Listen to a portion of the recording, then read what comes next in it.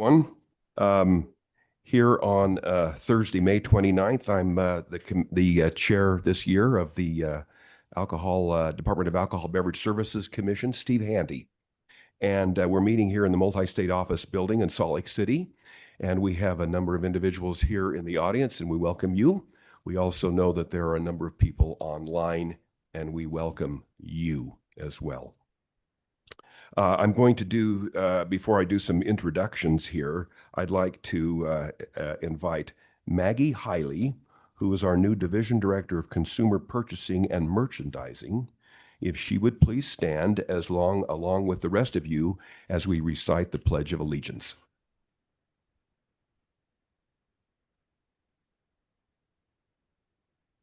I pledge allegiance to the flag of the United States of America and to the republic for which it stands, one nation, under God, indivisible, with liberty and justice for all. Thank you very, very much, Maggie, and we welcome you, and we look forward to our association with you and the talents and experience that you will bring to the department. May I just take a moment and recognize my fellow commissioners. I would like to make it known that Commissioner Juliet Tennert will not be with us today. We have Commissioner Fallon Owens, we have Commissioner Jacqueline Orton, our Vice Chair, Commissioner Jennifer Terrazon, then to my left, Commissioner Tara Tui, Commissioner Tom Jacobson. So we welcome all of us who are the commissioners. I'd like to take an opportunity to recognize our excellent staff who assists and helps us organizing today's meeting and facilitating today's meeting as well. To my far right, we have Vicki Ashby, who's the Executive Assistant to the Commission and the Executive Director. Doug Murakami, Director of Alcohol Education, who has an agenda item. Todd Darrington, our Finance Director of Finance and Administration, who has an agenda item. We have to my, we want to recognize Joe Ferrari and Steve Lucero, who assist, they're in the licensing and compliance areas, but they assist with the audio visual here as well. To my left is the department director, Tiffany Clayson. We have, going down the row, we have Brian Swipe. I skipped you, but let's see. We have Sam McHenry, thank you, the Assistant Attorney General. We have Brian Swan, our Deputy Director of Legal and Regulatory Affairs. We have Jeremy Summerlath, who is the Licensing and Compliance Division Director. Seated in the audience are other staffers. We have Michelle Schmidt, our Communications Director, Rob Hansen, Training Program Manager, Stephanie Hansen, Off-Premise Program Manager, Craig Ware, the On-Premise Retail Program Manager, Aaron Hinkle, Violations Program Manager, Jeff Colvin, the Package Agency and Manufacturing Program Manager, Joe, and I think that's it. Did I miss any of our staffers? Aaron, too. Did we get you? We got you, Aaron. Thank you for being here as well. Okay. And again, thanks to all of you. We have a robust agenda this morning, and so we're going to just work our way through it. I just should note that our future meeting schedule is Thursday, June 26th. We will be meeting here in this multi-state office building, and then again on July 31st on Thursday in the multi-state office building. You might know that we have some upcoming holiday closures. Monday, June 16th is the Juneteenth National Freedom Day. Our stores will be closed. On Friday, July 4th, Independence Day, and that kicks off the year-long running of America 250. And there will be great celebrations here in the state of Utah, celebrating the 250th anniversary of the signing of the Declaration of Independence. Then on Thursday, July 24th, Pioneer Day, Statehood Day, we sometimes call it, our stores will be closed. We should note that public comments, please complete the form, and some of you have. I've seen you coming in doing that, located at the back of the entrance room. And we'll have an opportunity for public comment as the meeting proceeds. So with that, we're going to follow the agenda, and we're going to go to number 4, and I think we're ready to go, Director. We'll just keep going here. And we're going to have Doug Murakami. He is the Alcohol Education Director at Parents Empowered. And Doug, if you'd please give us an update on your Great. work. Thank you. Thank you, Chair Handy. Good morning, Commissioners. Before I start my report, I just wanted to thank the Commissioners for excusing my absence last month. I was at the same time presenting to the Utah Substance Use and Mental Health Advisory Committee, our Parents Empowered budget plan proposal for the fiscal year 2026. And they did approve it unanimously. So anyhow, I appreciate the getting out of the meeting. For the month of May, Parents Empowered launched 2 community partnership projects, or CPPs for short. One was the Wasatch County Aquatic Center Partnership, and that's up in Heber City, Utah. And then the other, just yesterday, we kicked off our partnership with Lagoon. And so, just by way of a little background for those of you who might not be familiar, our Parents Empowered CPP projects are local community initiatives awarded to applicants on a competitive basis to promote underage drinking prevention in the local communities throughout Utah. Parents Empowered provides resources such as the professional advertising and marketing firm of our Parents Empowered advertising agency. And also we do consultation and training to improve local community effectiveness to help prevent underage drinking in their area. This process ensures that we have consistent and clear messaging throughout the state. And it also provides the opportunity to do some specialized or custom messaging at the local community level that relates to their community activities. So I have a couple of news clips I'm hoping we can show, and they'll come through. I'd like to show, the first one is at our Wasatch County Aquatic Center. So Steve, if we could try to pull that up.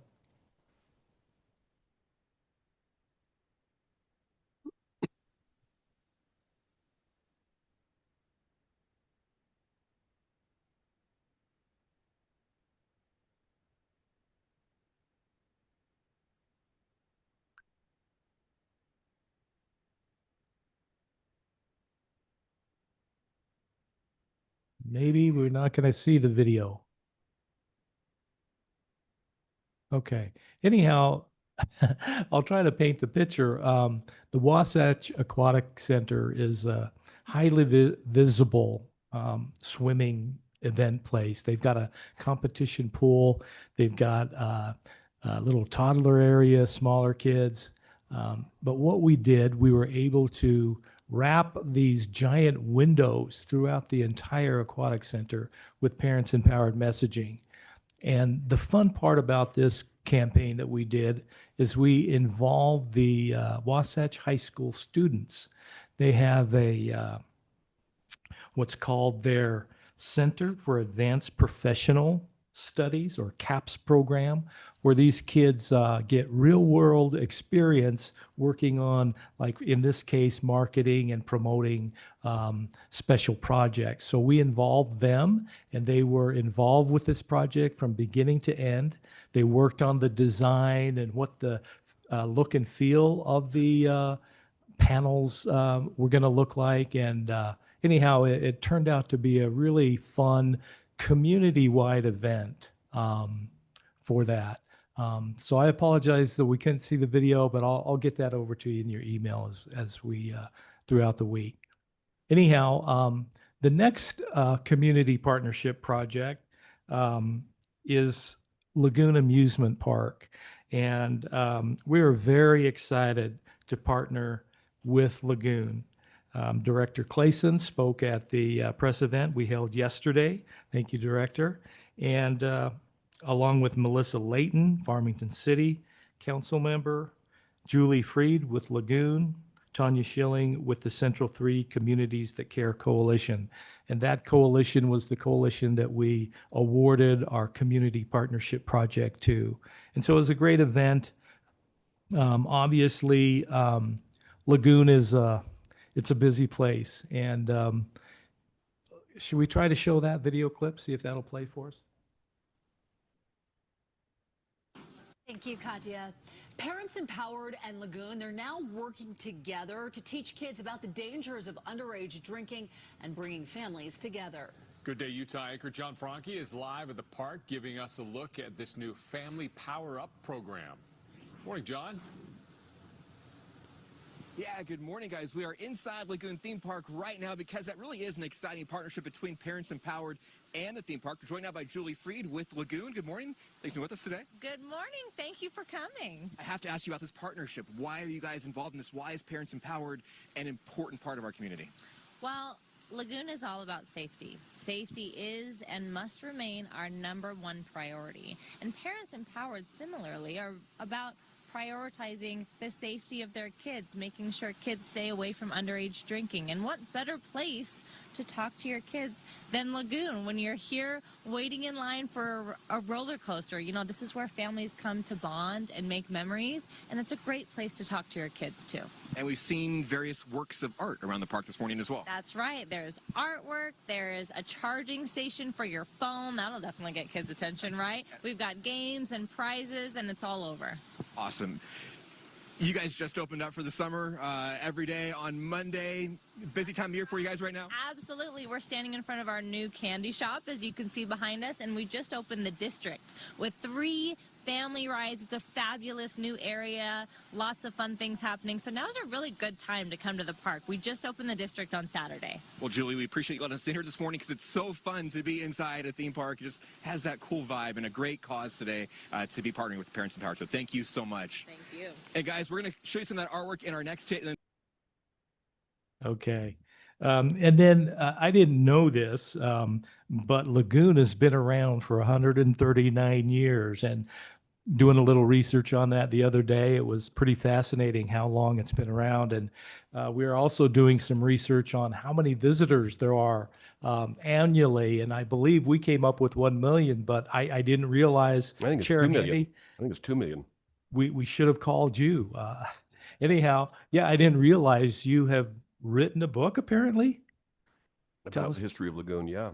That's They fantastic. opened on at the location we know of today on July 13th, 1896. Lagoon is America's oldest family-owned amusement park. That's incredible. Just saying. Well, we know who. That's the title, because that's the title of my book. We'll come to you next time we need some research on that. That's fantastic. But yeah, with 2 million visitors annually, it's just a great opportunity. We know there are families there with their kids and they're just having fun.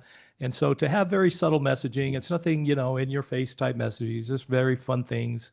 There's some QR codes that you can play our chit chat game with while you're standing in line with your child. And so a lot of fun displays there. So hopefully, we'll get some good play for those messaging.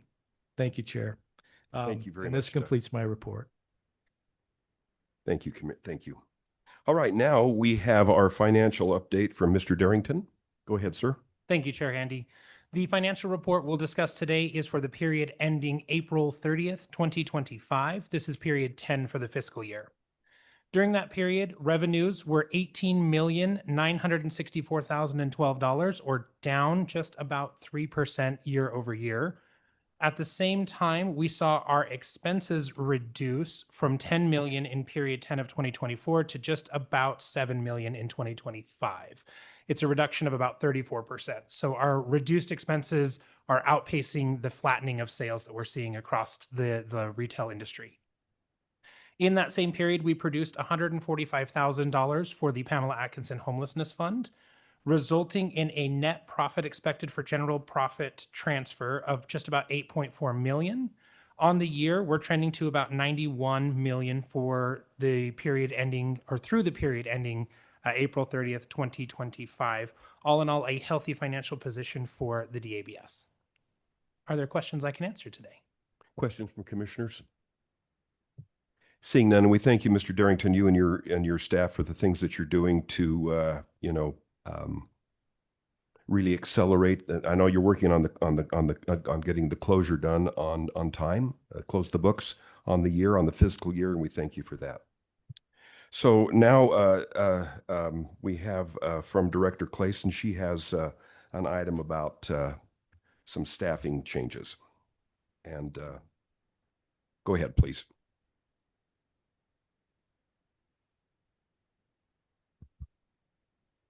Thank you, Commissioner Handy. I'd like to thank the commission for their support last month.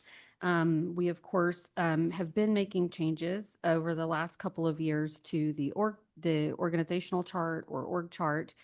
And last month, you all helped approve some additional changes, just structural changes that are already showing, a ton of benefit just in terms of efficiency and relevance of responsibilities, with reporting structure and reporting downlines. And so I just wanted to, on the record, thank you for that support. Today, as a follow-up or sort of an additional phase from the actions that you took last month, we'd like to seek your approval, your vote, your codification for we have 2 deputy director positions. We, of course, have the Deputy Director of Legal and Regulatory Affairs, Brian Swan. With the restructuring, we have that second position. And so last month, as we reorganized some things and placed administration into that title, finance and administration, we would like, it structurally makes sense. I also think for a number of other reasons that we discussed in subcommittee, it completely makes sense and is well-deserved for you all to consider having that second deputy director position go to Deputy Director of Finance and Administration as a role. So I would be asking for your approval to codify or to ratify having the Deputy Director of Finance and Administration. Of course, that role is filled at the moment, and so that would be currently with Todd Darrington. And then last month, in the restructuring of the org chart, we moved away from having that Deputy Director of Operations that also included unrelated operational duties and responsibilities. And we now have, thank you for your support, a Managing Director of Operations position. We would ask for your support and your approval to have Jeremy Summerlass be the interim managing director of operations. So those are the 2 items we are asking for your support and approval. Do you have any questions? Thank you very much, Director. I think that, I know that we have already been informed of these changes and these changes in title.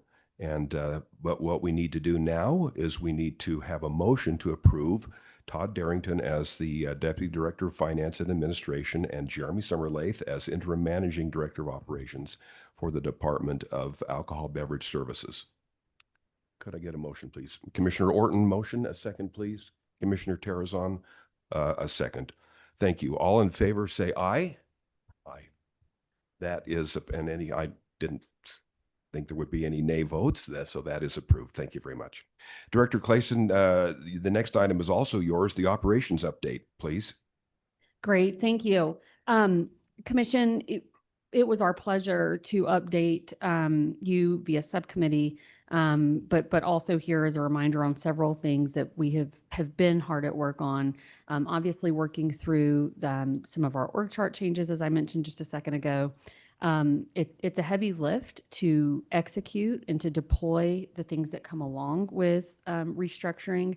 I think we've done a great job. We were really intentional about making sure we had the best communication plan possible, so that our workforce who are a part, right, of these changes felt like they were in the loop and understood the method behind the madness, so to speak, and hopefully the benefit, right, that will come from these changes. And I really want to commend all of our staff for rolling with these changes, and for our leadership team at various different levels who I've had to rely on with no daylight between us, really, to be able to deploy and execute these refinements. And so that's taken a lot of our time over the last month. It's the subject of our complete focus and attention because so much is at stake. The other thing I'd like to just update you all on, we have really worked over the last several years on improving our risk assessment. Risk is not necessarily a very glamorous thing to talk about, but it's also a very important thing to talk about for any organization, but especially for us and what we're entrusted to do as a public enterprise. And so we'll have more to present to you later, but just wanted to let you know that both Todd and Brian and so many other members of our leadership team have rebooted our risk assessment process and committee on prioritizing risk, how we identify risk, really building a culture of risk readiness. And so I'm really pleased with how that's turning out and just would invite you, if you have any additional questions, either today, like now, later today, or in the coming weeks, let us know. But we're really excited about the changes that we're making to hold us more accountable and to better track risk assessment. And then I would tell you, I can't believe we're at summer. I don't know if you were in the same boat as I am. I feel like it was just Christmas. And I also know that as quickly as summer comes, it will also end before I know it, right? We have our teams along our delivery of service already working to prioritize all of the planning that's involved for holidays. Holidays for us, from an operations perspective, start in October. So it means that our new purchasing leader, it means Jeremy, as interim managing director, is already working closely with our warehouse and distribution center manager and our retail team and our purchasing and merchandising team to make sure that we're prepared and ready to have the products that we need for that long and frankly really important holiday season from us from a revenue perspective and customer service perspective. But also with summer comes year-end closeout, which again is another maybe not so glamorous thing to most people. I don't know, Todd Darrington might debate that. He might find it very glamorous, but it is very important. And so it's an understatement to say we're all hands on deck, but we are all hands on deck, making sure that we're doing everything that we can to be prepared to close the year end or to close the fiscal year out on time, accurately, and all the other things that we need to do to make that a successful endeavor. So these are the things that we have going on. We're feeling really good about the budget for fiscal year 25. And then again, Todd and his team have already been hard at work planning so that we have a good transition into fiscal year 26. And I would just take any questions at this time on any of the items that I discussed or any other operational questions you may have.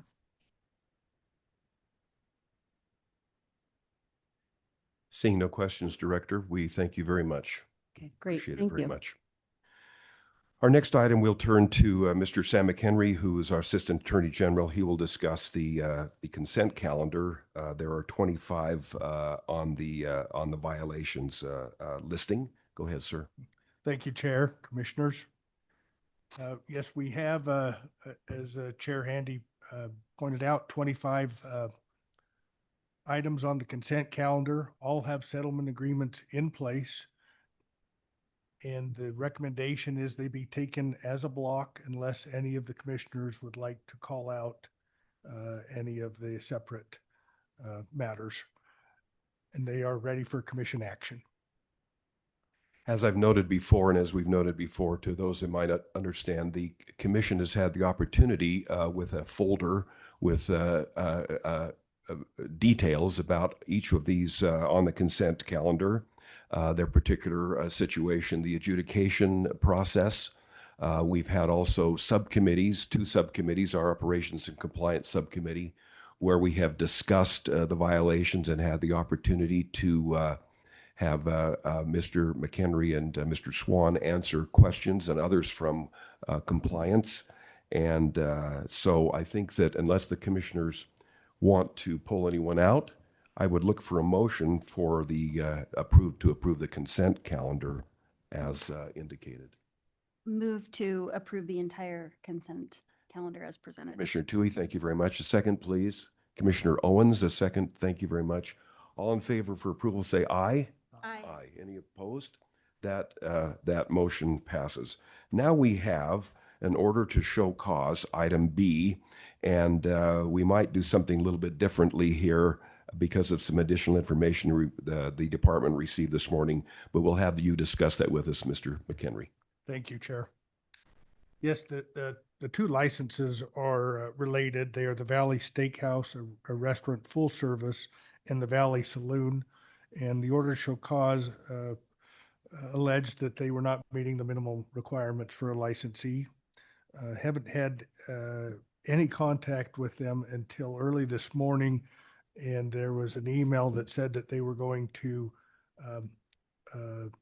turn in their license, to surrender their license on June 3rd.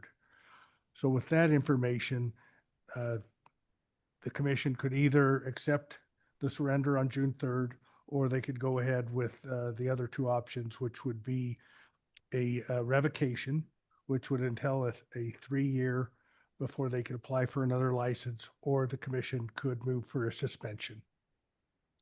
And Sam, question, that suspension would be then effective today, and then the surrender would be effective June 3rd. June 3rd. Commissioner Jacobson, please, sir. Yes, I would go ahead and make a motion that we accept their surrender as of June 3rd, 2025. And in the event that they do not surrender on or before June 3rd, 2025, that their license be suspended. Okay. Thank you very much. Any questions to that motion, commissioners? I'll second. Seeing none, we have a second from Commissioner Tui. Thank you. All in favor say aye. Aye. Any opposed? That passes. So that is, as Commissioner Jacobson stated, surrendered as of June 3rd. So I mean, this is basically, they're not in operation anyway. They're not in business. After June 3rd is. After June 3rd, yeah, which is a week away. Thank you. Okay. Now we come back to you, Director Clayson, for the licensee recognitions. Thank you, Chair Handy, and thank you, commissioners, for allowing us to make this presentation to you each month.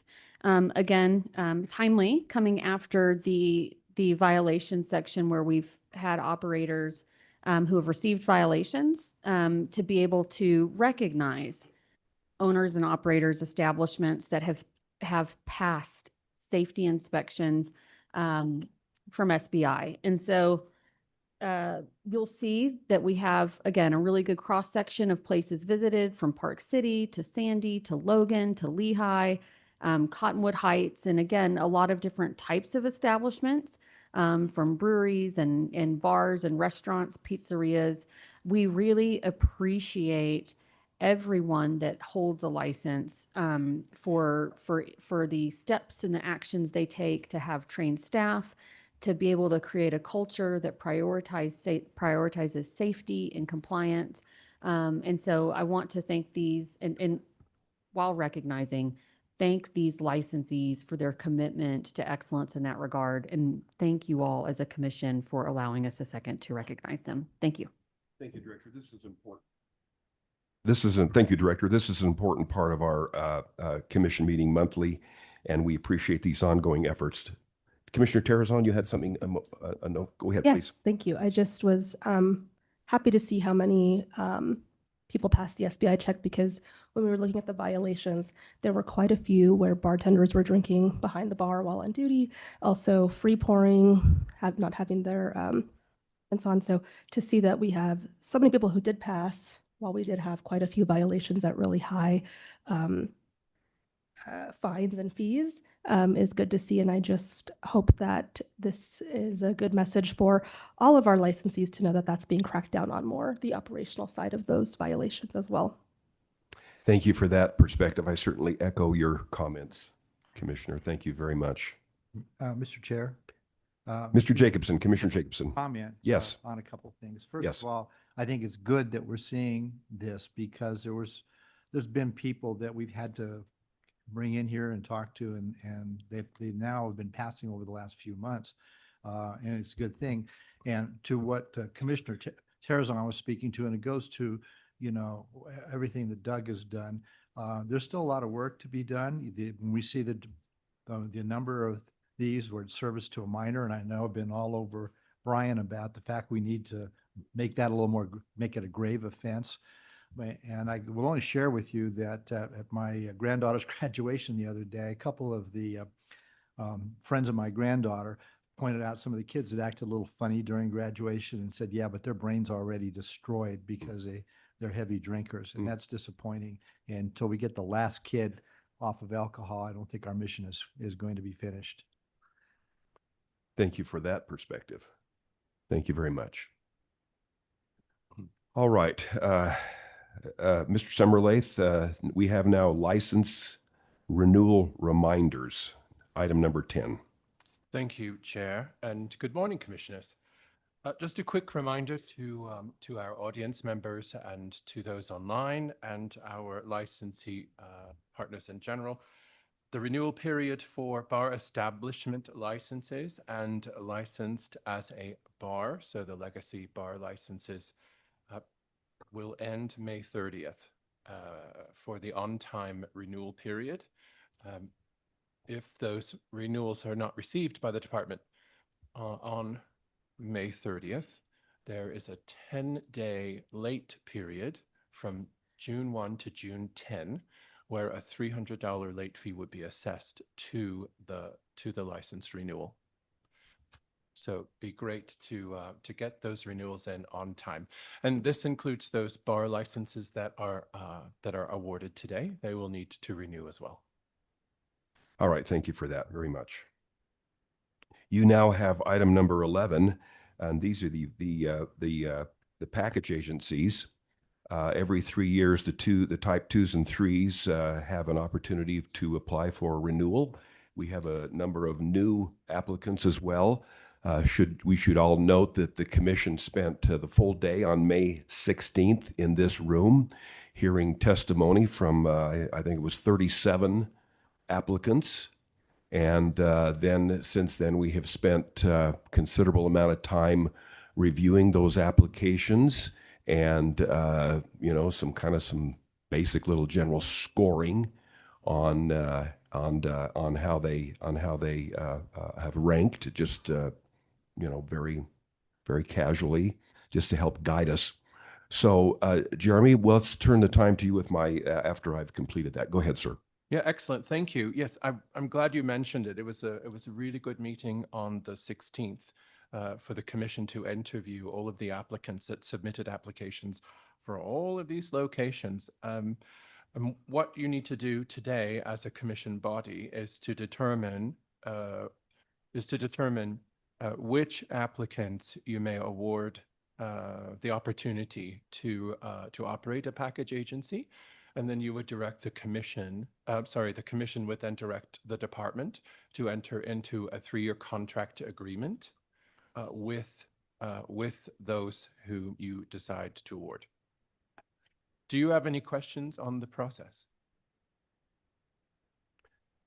Shall I defer to? Seeing none, I think go ahead, sir. Shall I defer to Commissioner Jacobson then to lead that discussion? I don't know if you have a question about. Do you have a question, Commissioner Jacobson, or would you like to I was going to make a motion. begin moving forward? Thank you, sir. Is that all right with you? Yes, I think the best thing for us to do would be to take these kind of in order, if you will. And as to item number A, there's 3 applicants there, and I would move to approve items number 2 and 3, which is Spanish Trail Supply and Shady Acres Liquor. So let me just restate that. In the new market applicants, number 2, Spanish Trail Supply and Veo, and number 3, Shady Acres Liquor LLC in Green River. Is that your motion, sir? Discussion from commissioners or substitute motions. Chair. Commissioner Tilley, please.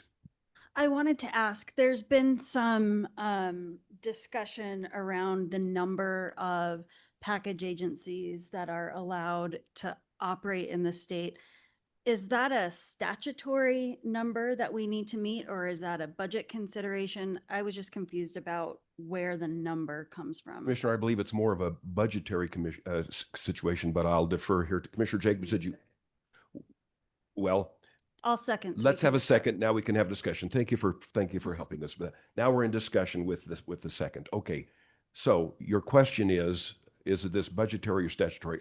I believe my understanding is budgetary. Okay. Mr. guess Darrington, would you like to add something to that? No. Okay. He's good. But I wanted to discuss that openly so that we can talk about these, all together.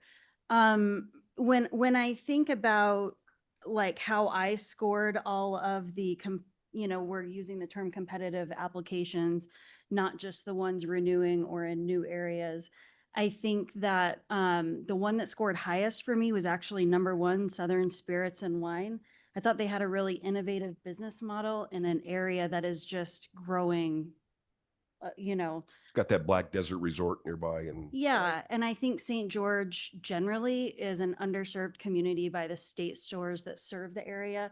I get constant comments or complaints in some cases from community members there that they need more options.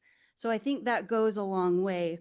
My concern with the motion on the table is that by approving number 2 and 3, are we having to take one off the list? That's an open question to my fellow commissioners and to staff. my comment is I don't believe so. And I wanted to add one other thing. I checked on this the other day too. Maybe it was yesterday that I think Director, I think we're about 3 years away from another state store in Washington County. Would that be correct, Director? Probably about 24 months plus months. Yes. Okay, 24 plus months.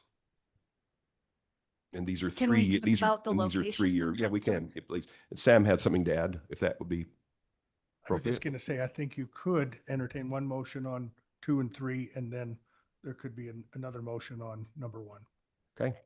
I agree. I'm just saying, I'm also supportive of 2 and 3, but I'm concerned that if we approve 2 and 3 together and then we keep moving down the list, are we saying we're not taking 1? Or I would put forward a separate motion after we deal with this. I just want to talk about holistically the budget and the number of PAs that we're considering.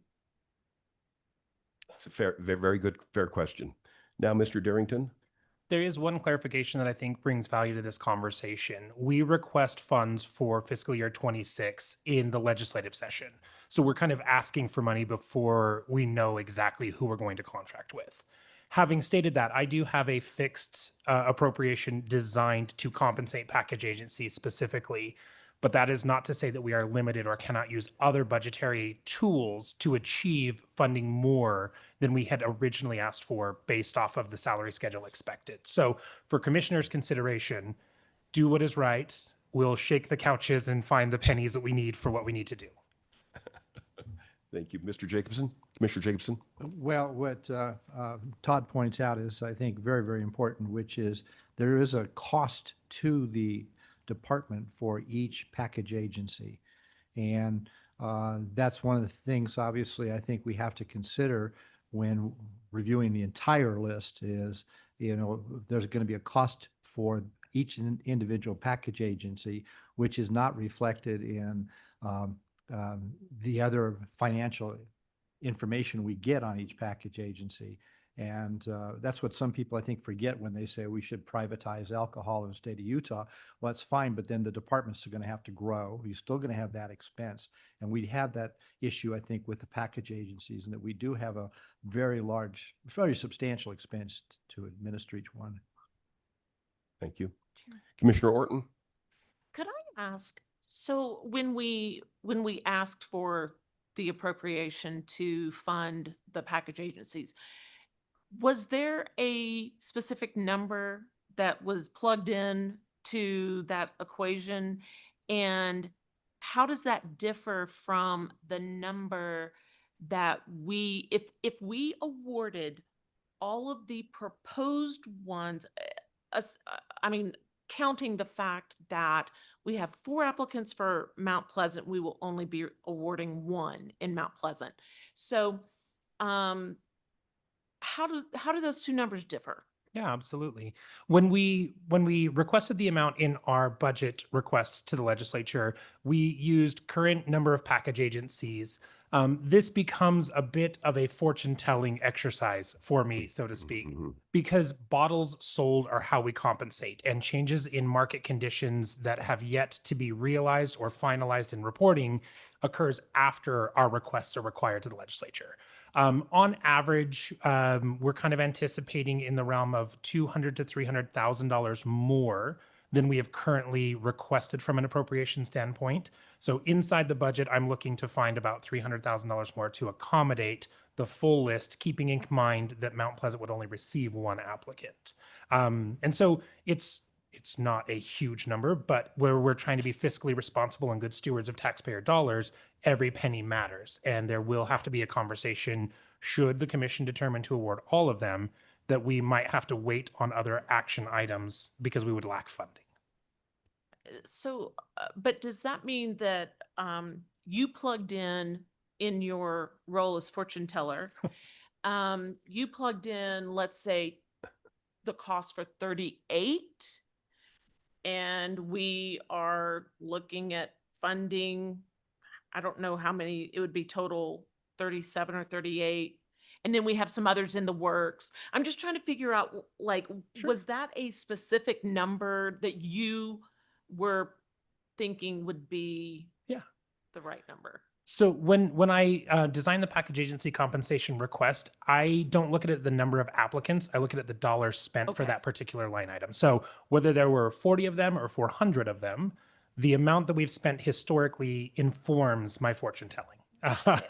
And so the dollar amount that we have set aside for this compensation had a slight increase from year to year to assist in other aspects of compensation for our package agencies, but it's not dictated by the number of active package agencies. That's what I wondered. So it's based on a dollar amount, and we did receive very helpful information from, I guess, your team and Jeremy regarding like past performance of just for the public's information, we have received some financial information to help us come to these decisions. I just wondered if there was like a specific number out there. And I think Commissioner Tui was kind of wondering the same thing. So not from my side. I care about the dollars spent, not the number of applicants. Okay. Thank you. Thank you for that discussion. Any other questions from commissioners?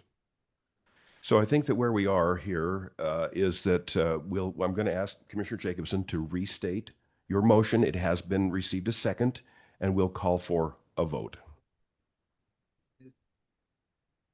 My motion is to... Commissioner Terrazon has a question. So if we vote on those 2, do we still go back to the first? Okay. Commission discretion. Thank you. Yeah, my motion is to grant a package agency contract to items 2 and 3, which is Spanish Trail Supply Viejo and Shady Acres Liquor LLC. Thank you, Commissioner Jacobson, for restating that. The second was already indicated by Commissioner Tui. And so the motion is that we grant licenses to Spanish Trail Supply in Vail and Shady Acres Liquor LLC in Green River. All in favor say aye. Aye. Any opposed? Those licenses are approved. Other actions. Chair, Commissioner Tui.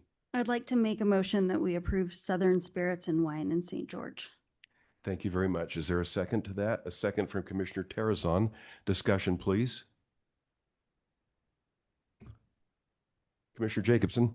Probably way in the minority on this, but I thought it was a very good business plan. I thought it would be great if we could have this package agency in other parts of the state where we didn't get as good an application, yet we got,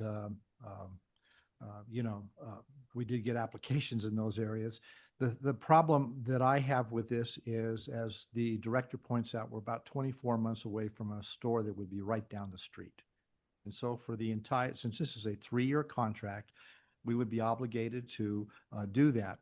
And I think what it does is it opens up a door that I don't know that the commission and the department want to go down, and that is, that's why I've given this considerable thought. But it would mean that if we give a package agency a contract in a location where very close to a store, that's going to be a store there potentially within the contract period, then why can't we do that in Salt Lake City? Why can't we do that in Utah County? And why can't we do that throughout the state? In other words, if I want to open up a package agency and I've got a great marketing plan, I can go into, in effect, go into competition with the state. And what concerns me is we have a 24-month window, and yet, and our contracts are for 3 years. And so we are going to have that issue. And I'm kind of concerned that what happens when you start pushing that snowball down the hill, it starts to gather additional snow until it finally gets to the bottom of the hill. And I think this opens up this argument that people should be able to have a package agency anywhere they want in the state, provided they get local approval and meet all the other obligations. And so that's why I'm concerned, very much concerned about approving this particular application in this location. Thank you very much, Commissioner Tui. We do disagree on this one, obviously, but I think that what's important for me here, as you point out, opening the door, that door has already been opened with Midvale. We have a package agency that's a mile away in different directions, or 2 miles, I think. I misstated it again. 2 miles from state stores. It's in an urban area of the state. I think that door is already wide open, and I think that the private sector will do what the private sector does. The need is not being met today, and to withhold that service from those residents for 24 months, I think would be a failure on our part. I think we deal with the store opening when we get there. As we know, there have been delays in other store openings, like Foothill was delayed almost 1.5 years. So I am going to obviously be a yes on my motion. Yes. Other discussion from commissioners? Chair. Oh, Commissioner, Mr. Swan. Yeah. May I request that the commission make a friendly amendment to the motion, and then in future motions be clear that we are not approving a license, but we are awarding a contract. I'll own that. I misstated that, and thank you very much. We are awarding a contract. Thank you. Okay. Thank you. We're approving an application for a contract to be awarded. There we go.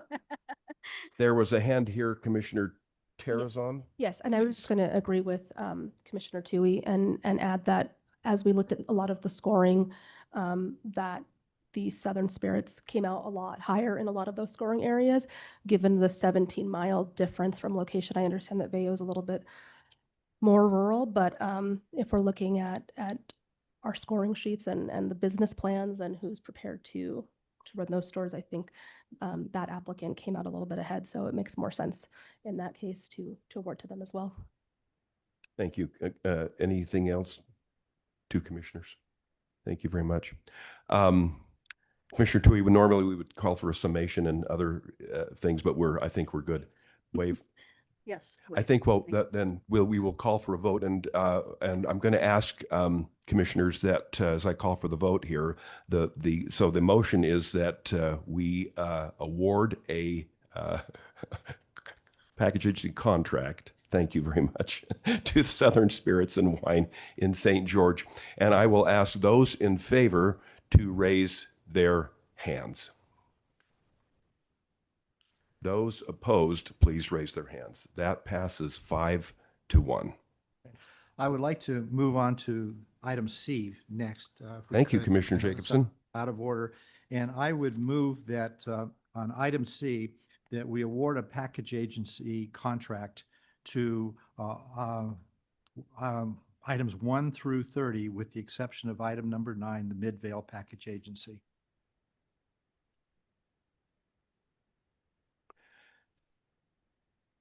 So 9 is Midvale, and you are, and so, all right, we have skipped We have skipped the competitive applicant. We'll come back to that in Mount Pleasant, sir. Thank you very much. So your motion is, and we have 30 applications here. Commissioner Jacobson is motioning the approval of 29 with the exception of the Midvale Package Agency. Is there a second from Commissioner Orton? Now, is there please discussion?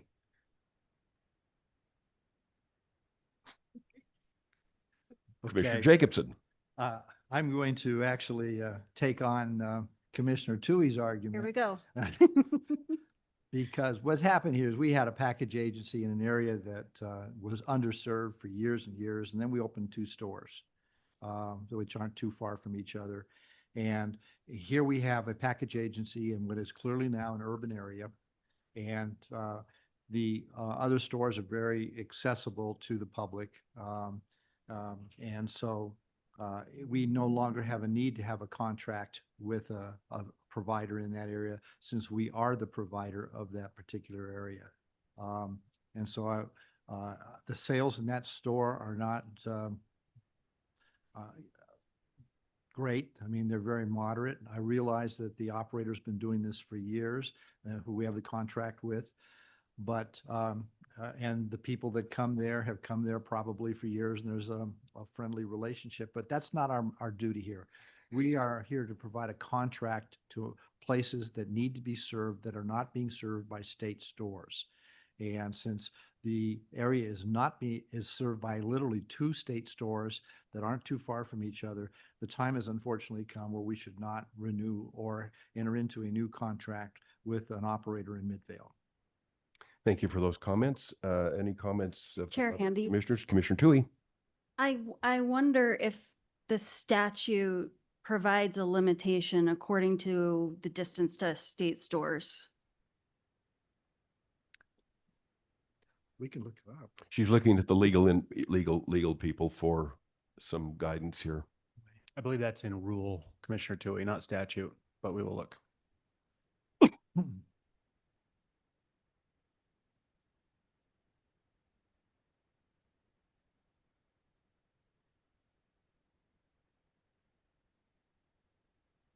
Let's see.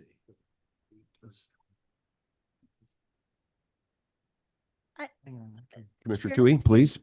I think that maybe we could vote on Commissioner Jacobson's motion and then handle item 9 separately. We could come back to, thank you very much. That's a great idea. We could come back with a separate motion to item number 9. So while we're having some research done to answer Commissioner Tui's question, I will restate the motion if that would be appropriate, and that we would approve 1 through 30 in granting a contract 1 through 30 with the exception of 9, the Midvale Package Agency. So that's 29 contracts to be awarded. Is that understandable, Commissioners? Thank you. All in favor say aye. Aye. Aye. Any opposed? That passes unanimously. Now we are to a potential consideration or further discussion for item or applicant number 9. Chair, I'm going to make a motion just so we can have the discussion on Thank the you. record. Thank you. I would move that we award a PA contract to number 9 Midvale. Thank you very much. A second, if there's a second, there's a second from Commissioner Terrazon. Now discussion, if there's further discussion. I think we're pretty straightforward about the situation here, Commissioners. Okay. And so if you're comfortable that I would call for a vote. Okay. Well, Commissioner Tui, please. I don't think we want to vote yet. I think. All right. we- Okay. Let's stay in a holding pattern Is that here. okay? We'll stay in a holding pattern, but we do have the motion and a second on the floor. Mr.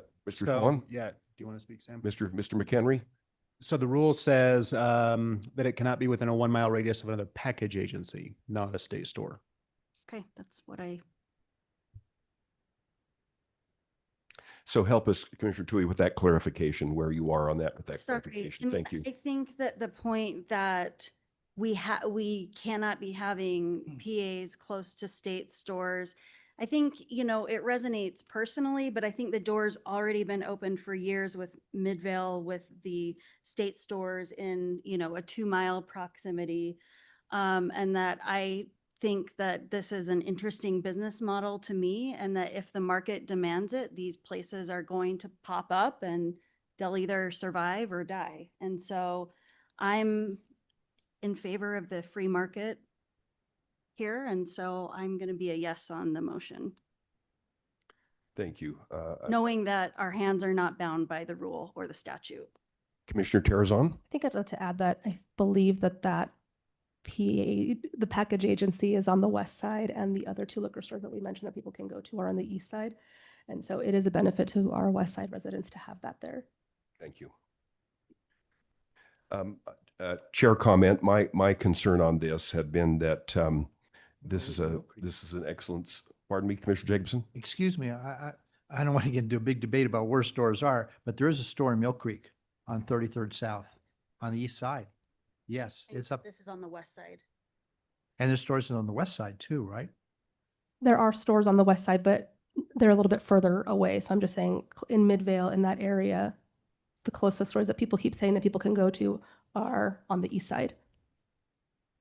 Every argument that we've had about they can go to Sandy, they can go to this other one, they're east side stores. What's the one over in Western? Thank you, Chair comment. Now, my comment is in assessing this is a long time small business, has loyal customers. I just feel like it would to me, even though I know that there are these considerations, disservice to a small business who has loyal clientele and is a great operator. So I'm going to call for a vote.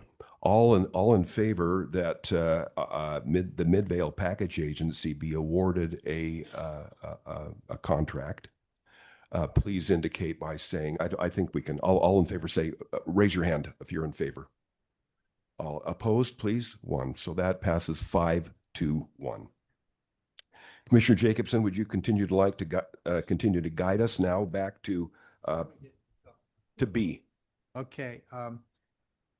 With regard to item B, we have 4 applicants, and I'm sure there's a lot of differing opinions on this. And so what I'll do is just put one out there on the floor and put number 2, which is Stanley's Liquor.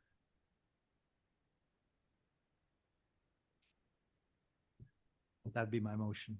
So Commissioner Jacobson has, his motion is that the contract be awarded to Stanley's Liquor in Mount Pleasant. Is there a second on this, please?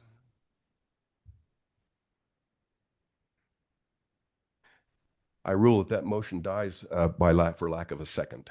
Is there another motion, please? Is there Make a motion to, Commissioner Curzon, please? Yes, I make a motion to award to the Horseshoe Mountain Liquors. Thank you. That the motion is to award the contract to Horseshoe Mountain Liquors, LLC, Mount Pleasant. Is there a second on this motion, please? A second from Commissioner Owens. Discussion, please. Any discussion on this motion? Commissioner Jacobson? I'd like to hear from my fellow commissioners, because this wasn't really easy. And everybody may have scored things a little bit differently. I'd like to hear from my fellow commissioners, by way of example, why would you award to 3 and not to 4? Why would you award to 3 and not to 1?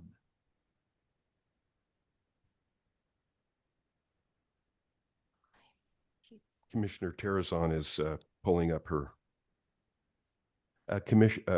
You're not commissioner, but maybe will be in the future. Director, please. No, heavy wears the crown. I'm glad I don't have it on today.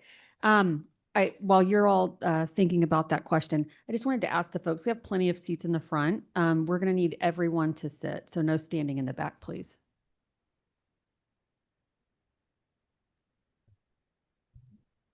Just hammering. Thank you. Chair? Yes, please. I'll just say I did my best to use the super helpful scoring tool that was set out, and thinking about the notes that I took during our 8-hour-long Yes. meeting. Well, we got finished a little early. We did. 6-hour-long meeting. Yeah. This definitely was not easy. My scores were all over the place. Some were higher, some were lower. In thinking about who should be awarded the contract. But for me, I think looking at the scoring, what it came down to was the business acumen and the implementation strategy, the ability that the impression that I was left with and the materials that were shared from the applicants left me with the impression that Horseshoe was going to be most able to carry out and execute this contract in a way that would be most favorable to the state. Thank you. Any other comments?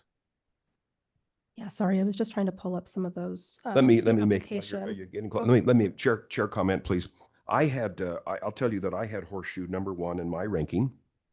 I liked the 35 years of experience as a snack food distributor, and the other partner, the years at Flying J and at Walmart. I thought that spoke very highly, and I was very impressed with their business plan and their marketing plan, and the goals that they had set forth, and the fact that they seemed to be well enough, from what they stated, capitalized to launch this business.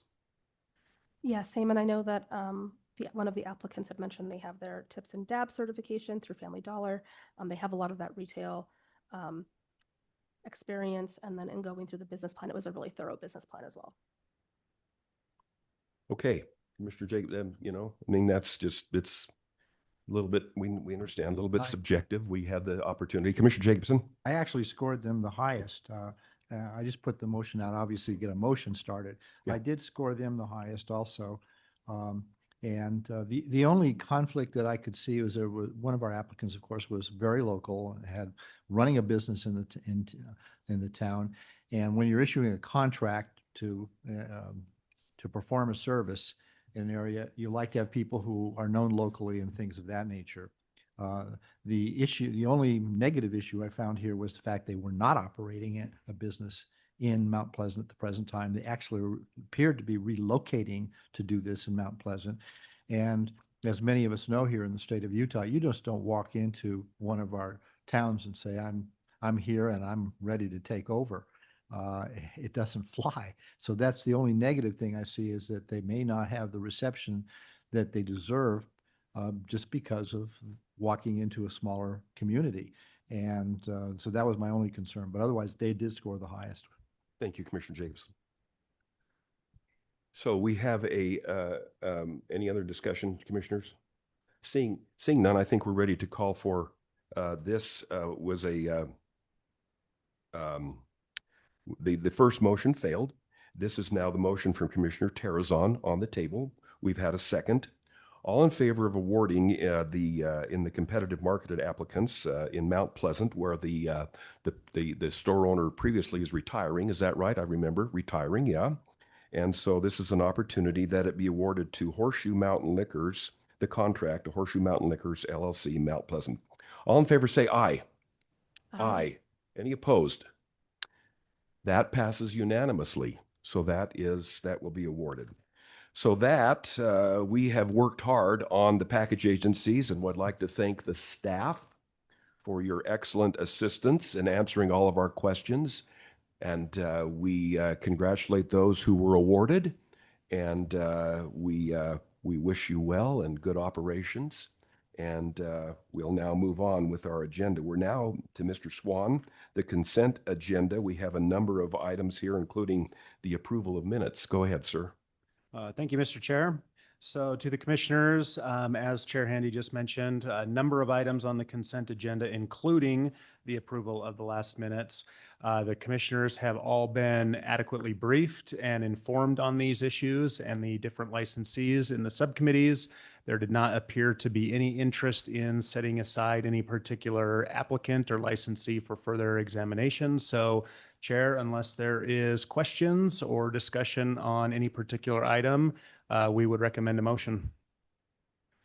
Questions for Mr. Swan? I don't see any. I just want to make a chair note that I'm very glad that we are getting, and they are my friends, the Blair, Sinclair, and Ogden, their license, I'm going to call it renewed. That was an unfortunate little snafu, I think. So, thank you, Mr. Swan. A motion for approval to the consent agenda that includes the 2 minutes from the last month when we were in Ogden, and then on May 16th, especially. Commissioner Orton has motion for approval. Commissioner Owens, can I get a second? That is from you. So, commissioners, all in favor of item number, so many papers here, right? This is 12, the consent agenda. All in favor say aye. Aye. Any opposed? That is approved. Now we go to Rob Hanson and will present to us the bar establishments. Good morning, commissioners. We first have 2 bar changes of ownership. The first one is the Iron Gate Winery in Cedar City. This application is complete and meets statutory requirements. The second change of ownership for the bars is Mother Coffee in Salt Lake City. This one is conditional and meets statutory requirements. All right, thank you very much. Any questions for Rob on these 2 items on 1 and 2, the license changes of ownership? Seeing none, I'll ask for a motion to take Iron Gate Winery in Cedar City and Mother Coffee for approval. All in favor? Let's see, a motion, please. Motion from Commissioner Jacobson, a second, please. Commissioner Owens, a second from her. Thank you very much. All in favor say aye. Aye. Aye. Thank you very much. Now go ahead, Rob. All right, we have 11 full-year bar licenses available. We have 3 applicants. The first one is Apparition in Salt Lake City. This application is complete. The second one is Chappelle Brewing in South Salt Lake. This one is conditional, and it also has a violation history. The violation history is they have a tavern license that they're going to be surrendering upon receipt of this, but that tavern license, they had an employee consuming alcohol back March of 23, and it was adjudicated June of 23. Then we have one other bar applicant, and that's Sapa's Next Door in Salt Lake City, and this application is complete. Thank you very much. On this particular items, I would ask the commissioners for a little discretion here. We're going to take, I would ask you for a motion to approve 2 and 3, excluding 1 apparition that we're going to handle separately, and would note that Commissioner Terrazon has recused herself from a vote on item 3, the Sapa's Next Door. Correct, Commissioner Terrazon? Correct. Correct. Commissioner Jacobson? Chair, in order to accommodate that Yes.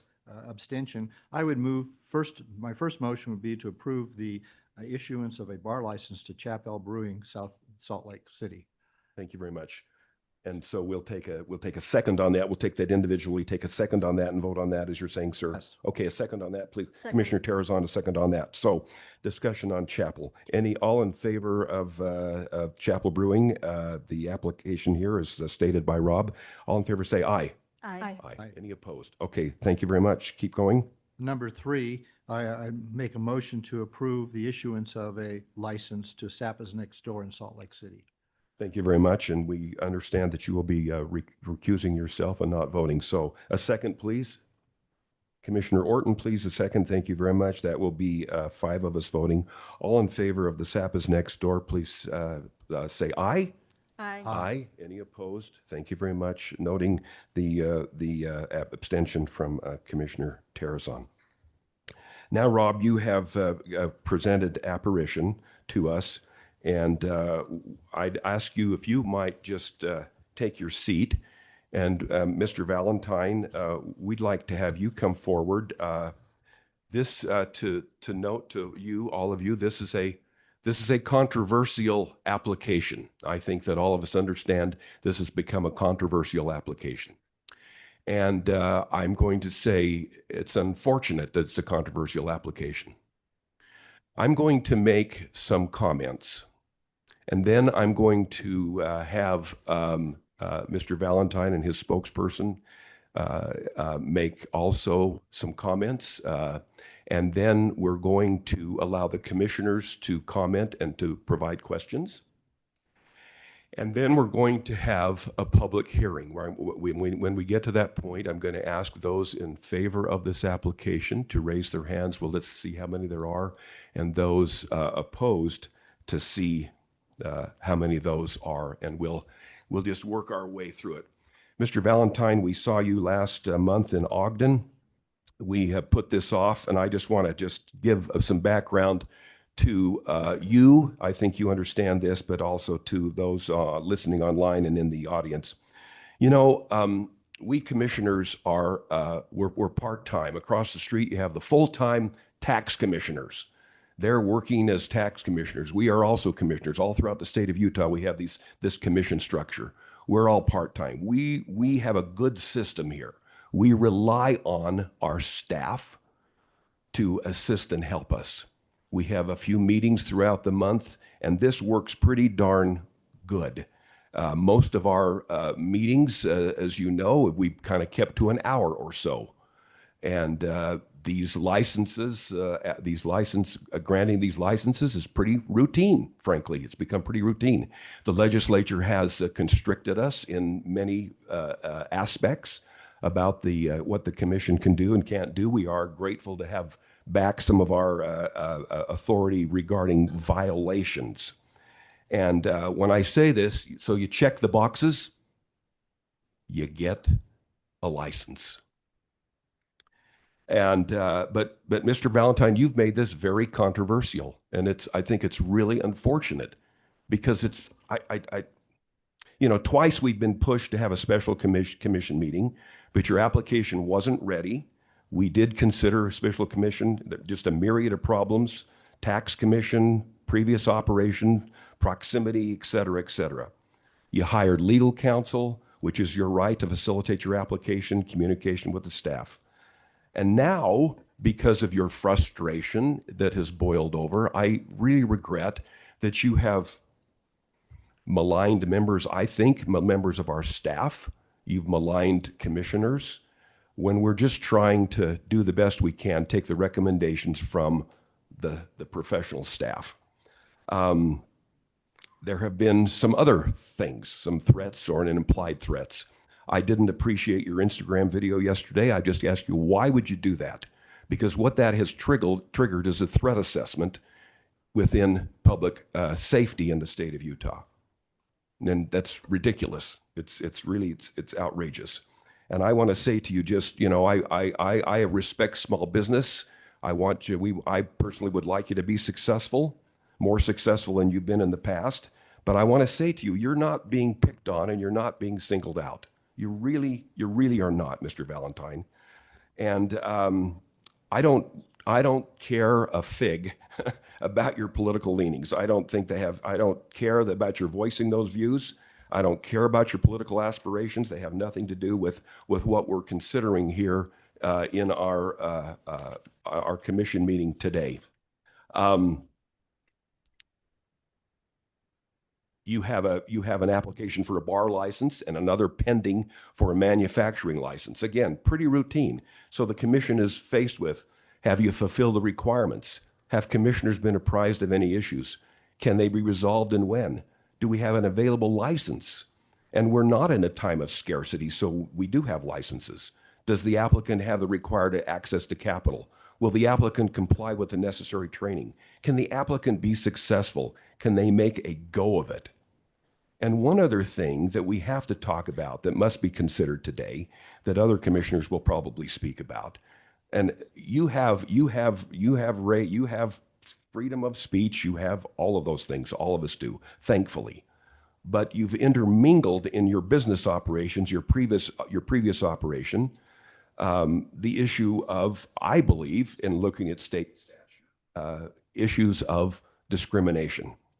And you're going to have an opportunity to respond, but in my reading of the state statute, I think it's to me it's pretty clear what you've done, and it's very disturbing and it's really unnecessary. And I want to ask, before I turn the time to you and let you make some statements and respond to anything I've said, and you know, you can whatever. But let me just say this. I wish you knew something about beekeeping. beekeepers want to harvest honey. And when beekeepers harvest honey, they don't want to disturb the nest. They want to make sure that the bees are happy and that the bees are going to produce. What you have done is that you have disturbed the production of the honey, or what you want to do is you want to make a living here, and good for you in having this new Apparition bar. And so it's just you've poked unnecessarily the bee nest, the hornet nest, and it's got everyone all upset and in real frothy about things. And it's really unfortunate because, like I said, this is a pretty routine procedure that we do around here, and it's really unfortunate. So that's my perspective, and you can I'm going to give you time a few minutes in your spokesperson to say anything you'd like to say, defend yourself. But what I want to hear is making your case that you should be awarded this license and that you will be a good operator and that you can make a go of it. The time is now yours. Great. Thank you, Chair Handy, and thanks for having us here today. My name's Janelle Bauer. I represent Six Sailor and Apparition. I just want to remind the commissioners that under Utah Code 32B-5-201, your discretion has been taken away. You have to award the license. The statute actually says the commission shall not deny a license if it meets all of the requirements of this chapter. As we heard from Rob Hansen, this application has been deemed complete by your staff. We have jumped through every hoop that they put before us to complete this application, worked through issues with the staff, I think, in a productive manner, and the application is complete. My client doesn't have a violation history. He managed his other bar for years without issue. The Attorney General's office looked into the discrimination claims, found nothing substantiated. That media coverage and controversy caused a lot of the issues that you're bringing up today and caused a lot of problems for my clients. He didn't want to have these issues with you, with the commission, with any of the staff of the DABS, but they happened. The media happened. The death threats happened to my client. So of course he's upset, and now he's trying to jump through all of these hoops to get a new license at this bar. And it seems like there have been roadblock after roadblock after roadblock that even I, as an attorney representing a lot of the bars on the list that passed all the cub inspections, I haven't seen this before. So there is some truth in what he's saying to you, how he feels about this, how long this process has taken. We were also told in November that he could have a special meeting if he was ready to go when the application was complete. He didn't get that. A special meeting was scheduled to discuss the package agency application, so it was possible, but he wasn't given that opportunity, even though he was told he would. So there have been some issues. He's willing to be a good partner with you, work with you from this point going forward, but he needs to open. He needs to put his employees to work. And Chair Handy, it's funny that you said, I wish you were a beekeeper, because I actually am. My family keeps bees. We have hives in our yard. And sometimes the hives get poisoned. Sometimes there are sick bees in the hive.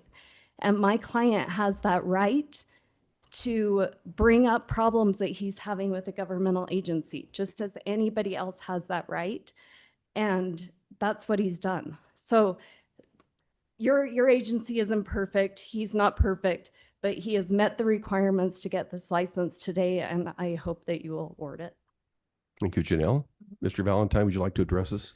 Yes, I would. I'm very disappointed in this body and your comments right now, Stephen Handy. I expected an apology from you guys. As I mentioned to you last month, as I mentioned to you previously before, Tiffany Clausen directly, last year, fake complaints were made about my bar. You have a direct responsibility to your licensees. These complaints were not vetted. We were not contacted about an investigation. That Michelle Smith gave all this information to the press. before even talking to us and blew it up to international proportions where I'm now on canary mission, where I got death threats, where my bar was threatened to be burned down, where my patrons were threatened with violence. And thank God that no one was hurt, because that would have all been on this body for your negligence and your malfeasance. I'm owed an apology for that. I've now given one. I've directly talked to you, Tiffany Clausen, Executive Director of the DABS, about this, and you said, we're not going to talk about this. You're not owed an apology. I am owed an apology. I'm also owed legal damages for this that I will be fighting for and getting. Since then, the Attorney General and the Justice Department, by the way, on the federal level, have investigated these discrimination complaints, found nothing wrong. Zionism is not a protected class. It's a political ideology steeped in white supremacy, all about the destruction of the Palestinian people. Banning Zionists is not a discriminating practice. And this is not Israel, Tara. There's not an Israeli flag here. You're not beholden to a foreign country. That has no bearing on your job here and what we're doing, getting a bar license. Since then, Jeremy has interfered in our licenses. If this was a routine situation, I would have already had a manufacturing license that I applied for in July of last year. I would have been on the July agenda last year. I would have been manufacturing cider already. I would have had my bar license moved. I would have had a conditional license in December. They've known about the proximity since November. I would have had my bar licenses. I wouldn't have had upwards of $700,000 taken from me in lost revenue due to Jeremy's direct targeting and negligence and malfeasance of our businesses and directing us. You know, so if this was routine, I wouldn't be here. I wouldn't be wasting my time month after month after month. I would be operating my business. So it's absolutely important of you, Stephen, to say this is on my fault for me responding to me being targeted by a state agency that you guys are all beholden to the public. You all work for the people of Utah. This isn't a rogue mafia. You don't just get to pick and choose who you give licenses to. You don't get to just target people because you don't like what they're doing. You don't like how they're speaking out for human rights and justice. Because I have a nonprofit for human rights for Palestinians, I can't get a bar license. I have to lose $700,000. No, this is not going to work. You guys tabled my bar license last month. You violated my constitutional rights and my free speech. And I won't have that. Of course, I'm going to be upset about that. And I also, your comments about my Instagram video saying I threatened someone, public safety. I'm a political person. I'm an organizer. I'm running for mayor. I ran for mayor before. I have not threatened any of you guys. I've threatened you with corruption and your negligence as a state body.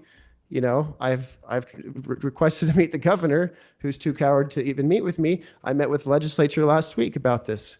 We will hold you accountable. And a lot of you need to resign for what your actions here. So I think that's justice. You know, me getting my bar license today won't be justice. I still will have to go forward with more legal actions to get the hundreds of thousands of dollars that you've cost me. And again, Thank you. Chair Handy, my client is obviously passionate. He has a lot of interests. He's an activist. Yeah. But there is no reason under Utah code to deny his license today. There is no legitimate governmental reason to deny his license. And in fact, the legislature has given you an ultimatum that you shall approve the license if it meets all your requirements and it's deemed complete. Thank you very much.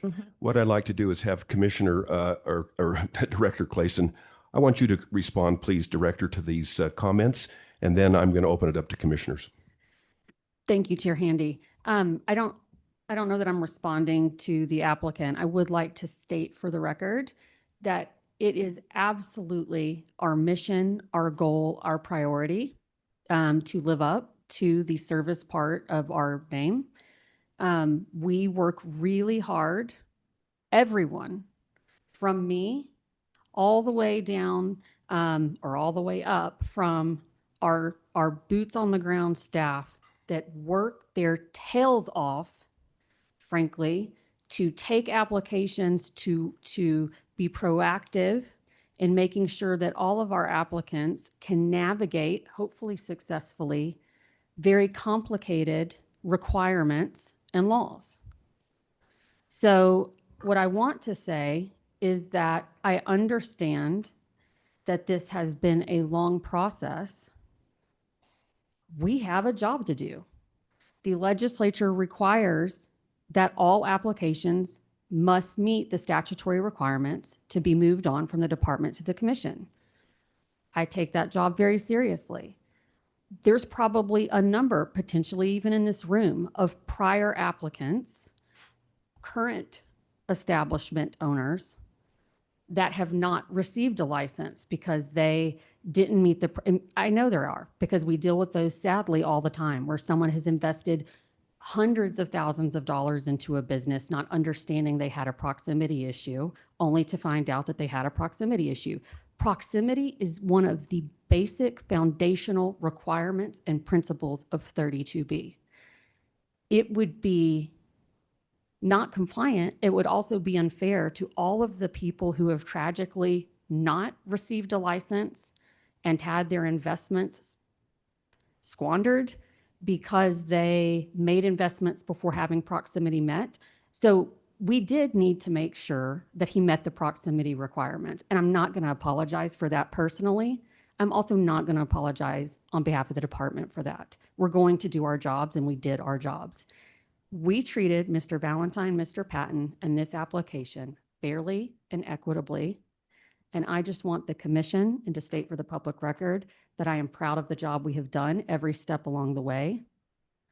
When we received complaints of discrimination, we are not investigators of discrimination. That's not what any of our credentials, our training, it's not what we're asked to do in 32B. So we asked the folks that are asked to do that, which was the Attorney General's office.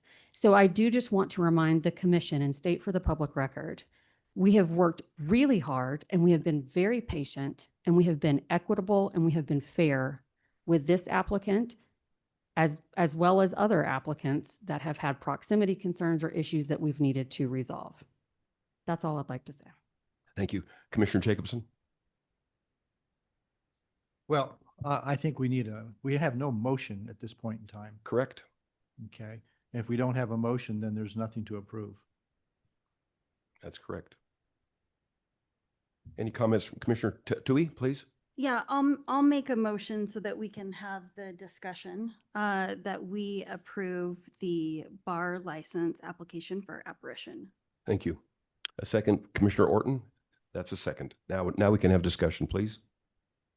Commissioner Jacobson, if you'd like to. Well, I want to make one thing really clear, that initially, of course, it's very easy to get emotionally involved when you've been excluded from something. And I know what it's like to be excluded. I, have unfortunately been excluded during my life because of my religious beliefs. Though probably the one that really got it off to start was when I was in first grade and wanted to join Cub Scouts. And the Cub Scout leader said, we already have one Jewish family. We don't need any more. And so I know what it's like to be excluded. And I know that several of the people in this community have felt excluded by this particular establishment in its past. And so that does raise emotional issues. But in spite of that, I have attempted to just keep myself to the law as to what we are supposed to do as a commission. And one of the first things that we are supposed to do in connection with the evaluation of any application is, in addition to the application meeting the statutory requirements of checking the box, we are responsible to assess the management potential of that business and look at all of the management matters that relate to that business. And that comes out of Utah Code Annotated 32B-5-203D1. And that goes to looking not just at future management, but it also talks about management experience, because if you read the statute, it says to assess the management experience. And here, in addition to the issue that seems to be forefront that everybody has seen and the manner in which the staff has been treated, we also have the issue that has come up with regard to the prior management of that business vis-a-vis the landlord. And in this particular instance, this particular applicant was the subject of an unlawful detainer complaint filed by the landlord in the previous location. And in that unlawful detainer action, it wasn't just a matter of not paying $2,500 rent, which is puzzling. If you're running a business, anyone knows that $2,500 is not a reason for you to give up your establishment. But the allegations in that unlawful detainer complaint, which resulted in a judgment against the entities run by Mr. Valentine, included the fact that they had agreed in the lease that they were going to operate during certain business hours, and they flaunted that. They didn't do that according to the allegations of the complaint. They also didn't use the name that they told the landlord that they were going to use. They just decided to go ahead and use a different name without approaching the landlord about amending the lease. And there was also another item in there too with regard to a management issue. And so that in and of itself says, why do you get into a fight with the landlord about this? That's why you're getting into a fight with the alcohol beverage services department about things. And those all go to management, because most people who run businesses are well aware that you've tried to find the peaceful solution to any issue you have with your landlord or with a regulatory agency. And so the other aspect of that, of course, with regard to management is the fact that you don't exclude people from your business. You want people to come into your business. If you're a good manager, you suck it up. If you don't like somebody who wears torn jeans, or you don't like somebody who has blue eyes, or whatever else you have of your personal prejudices, if you're running a business, to run it well, you allow anyone to come in there and buy your product or buy your services. And that's just textbook management. So the management issue, I think, is important in evaluating whether or not you do give a license. It is one of the items that the state legislature has left in our discretion. It is clearly within the statute, as I pointed out, it's 32B5203. And so you have to assess the management of any business. And we just did that when we looked at these package agencies. Okay, maybe it wasn't as emotional, but we looked at the management factor, and we determined after looking at it that we felt one of them stood out amongst them as being better than the others. And you were making a management evaluation. So we are allowed to do that. And that, of course, brings us to the issue of discrimination as part of the management issue. And I want to point out that, Ms. Bauer, in addition to what you read in 32B, there's also the provisions of Chapter 13. And in Chapter 13, you will note that the state is very explicit about discrimination. And 13.7-1, there's an absolute prohibition against discrimination in line with the Civil Rights Act of 1964, and that it does include ancestry as well as religion and race. And 13-7-2 has a reference to alcohol products. And if you read that, it defines an enterprise. It says an enterprise regulated by the state means, and item number B there is a place of business that sells an alcohol product at retail as provided in Title 32B of the Alcohol Beverage Control Act. And so alcohol is very specifically targeted in connection with the provisions of discrimination in Utah. And then when you read 13-7-3, it begins with the words, all persons within the jurisdiction of this state are free and equal and are entitled to full and equal accommodations, advantages, facilities, goods, and services. It doesn't say that you can exclude anyone, and it doesn't limit itself to religious beliefs. It doesn't limit itself to your ancestry. It doesn't limit yourself to race. It says that all persons are entitled to access to that. And it doesn't matter what the sign said. It doesn't matter if it said Zionist. It doesn't matter if it said blue eyes, green eyes. It doesn't matter. You cannot in any manner discriminate in this state if you are running any kind of an enterprise, and especially one that is specifically addressed that sells alcoholic products. So to that extent, irrespective of the emotions that may arise in connection with this, I think we are bound by the statute that we cannot give a license to someone who has engaged in any kind of discrimination, irrespective of whether you want to pigeonhole that discrimination in connection with race or religion. It says all persons. Commissioner Jacobson, may I respond? Sure. The Attorney General investigated the claim of discrimination and found there was none. This is a new bar. It's not the old bar. There is no new claim of a sign being put up at this bar. There is no claim of discrimination. There's no person that's come forward that we are aware of that has been discriminated against. And as an ex-ACLU attorney, I am very familiar with these statutes, and there is no discrimination claim. There's no history of violation, and there's no claim. Ms. Bauer, the fact they investigated and decided not to prosecute is one thing. We're here today to determine whether or not the management experience of this particular applicant justifies a license. The And that's a different specific standard. Thank you. the statute that you are allowed to look at for management experience, my client meets. He ran a bar without violation. He managed his employees well. The eviction process is definitely tied up into the controversy that happened with the news stories and the death threats that came out because of the investigation. So it's a little bit more nuanced than you're trying to make it seem. And it was all related. He is now trying to move on, new location, new bar. You cannot punish him for a investigation at an old bar that there wasn't even a violation brought up. Well, Thank you. Can you please conclude? Thank you. yeah, I do. I just want to point out that the other aspect, which is really collateral to this when you're defining what's a Zionist, you know, back in 1847, there was a group of people that had to flee their home because they were being discriminated against, they were being tortured and killed, and they sought a land which they called Zion. And that place happens to be the state of Utah. And Zion is a concept of peace and a place where people can live in free worship.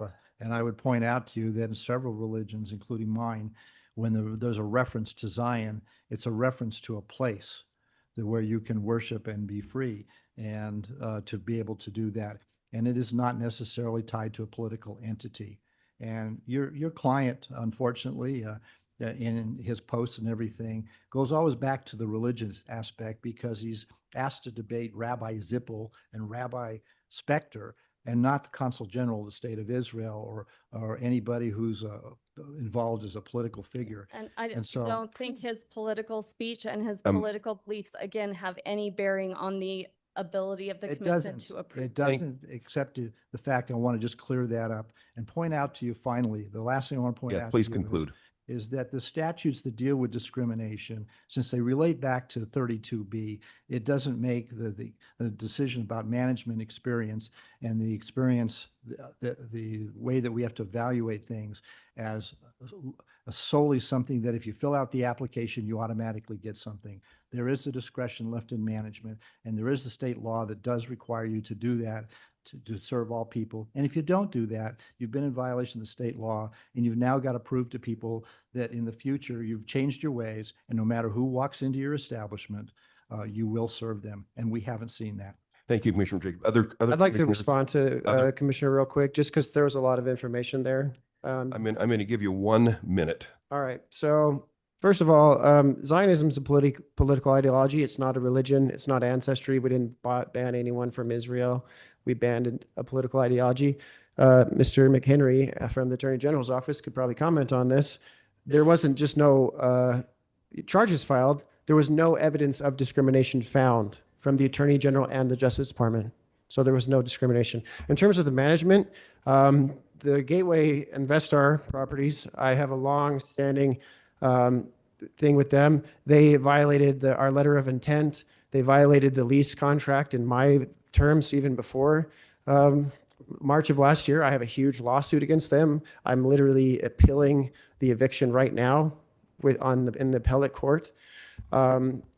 They blocked me from changing my menu, changing my hours. They wouldn't let me hire anyone. They literally suffocated my revenue. There's businesses there, Italian Graffiti, that changed their name.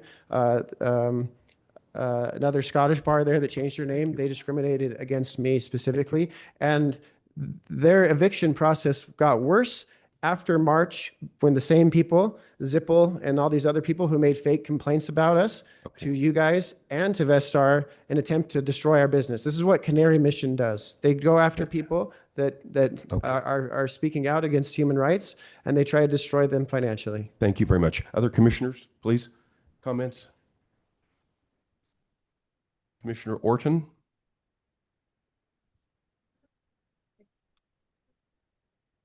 Is your please? Thank you. When I was asked to serve as a commissioner on what was then the DABC, now the DABS, I was told that I had a fiduciary duty to make the best decisions for taxpayers and for the state of Utah. And I feel like that's what we do have. And I do feel like we do have discretion in our role to look at the management, to the past performance of a particular manager. We do that all the time. We do it every month.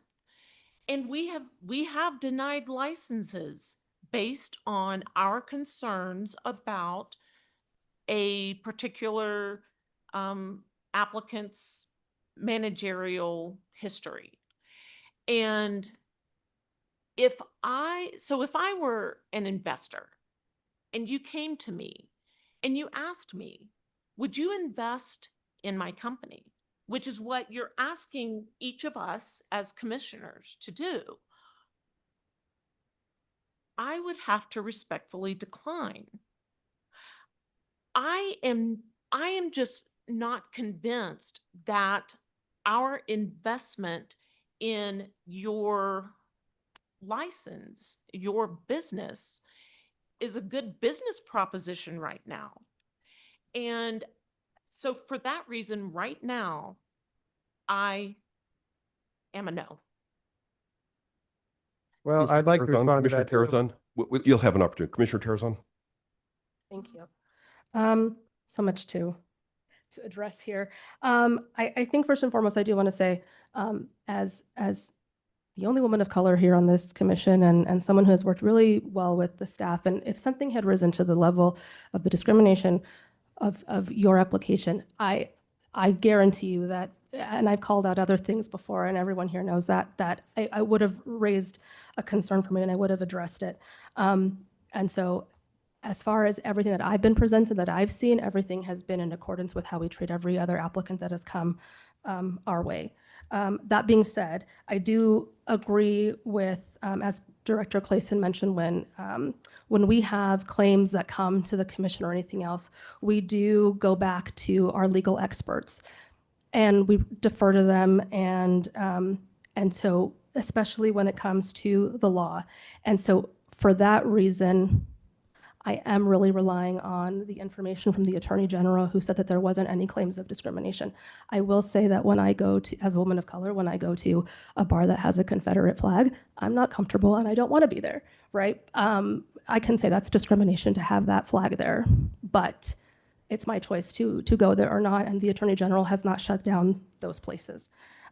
So in that sense, I do defer to that. In terms of bad management, we have seen a lot of bad management come before this commission, and we have worked really hand in hand with a lot of operators, sending them to the Swazo Center, for example, to get help. So if we haven't extended that same consideration to this applicant, I would be curious as to why not. And I understand, and I know it's really emotional and fraught, and there's a lot to go on there.